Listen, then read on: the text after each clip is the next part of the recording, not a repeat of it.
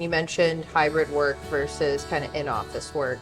Can you kind of explain the difference between those and how that may impact your contract?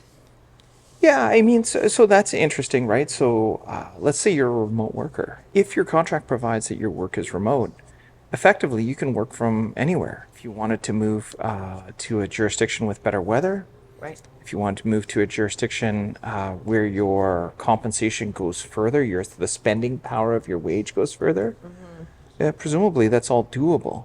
The problem is that really, when a lot of employers say that the role is remote, it's not.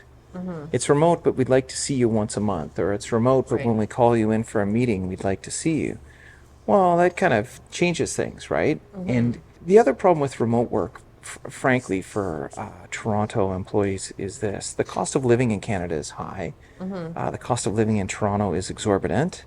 Yeah. We know that there are some structural issues with taxation, particularly on wages, Mm-hmm. right? And so if you're a remote worker for a Toronto employer and the idea is that you're going to get a Toronto wage, but you're going to live somewhere well outside of Toronto where the cost of living is much lower, Mm-hmm.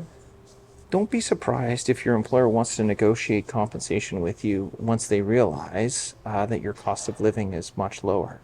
Right. Don't be surprised if you won't negotiate, that the employer might elect to terminate and hire somebody in the jurisdiction where you're living Mm-hmm. for less money.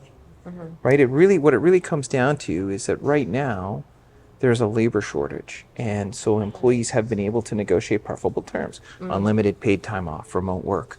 Right. But that labor shortage will not last, and historically that has not been the case. Historically, Right. unemployment has actually been much higher, north of 7%. You know, sure, feast while the times are good. Yeah. If you've built your financial circumstances Mm-hmm. around that windfall from remote work, you know, you should at least build into your plan some flexibility if you need to return to Toronto because this is where the work is Right. if the positions are no longer remote. Right.